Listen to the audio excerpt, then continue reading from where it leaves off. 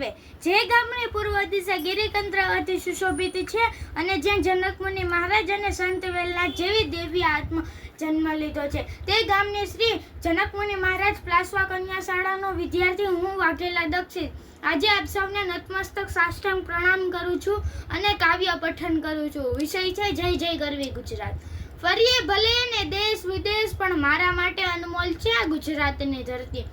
સંતો મહંતો અને સુરવીરોની ધરતી, ગાંધી સરદાર જોગીદાસ ખુમાણની આ ધરતી, કાગ કલાપી મેઘાણીની આ ધરતી, વડાપ્રધાન શ્રી નરેન્દ્રભાઈ મોદીની આ ધરતી, અદ્ભુત છે આ ગુજરાતની ધરતી।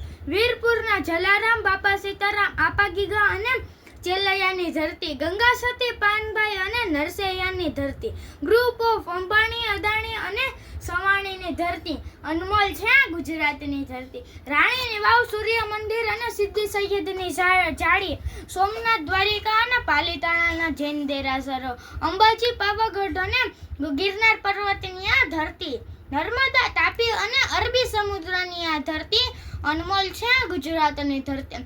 ગીરનું જંગલ, કચ્છનું રણ અને દીવ દમણ, કેસર કેરી, ગીરના સિંહ અને સિંહ જેવા કલેજાવાળી પ્રજાની આ ધરતી, ચાના પાકા બંધાણી અને છાશ વિના જમવાની અધૂરી થાળી, ગરબે ઘૂમતા જ્યાં નર ને નારી, અનમોલ છે આ ગુજરાતની ધરતી।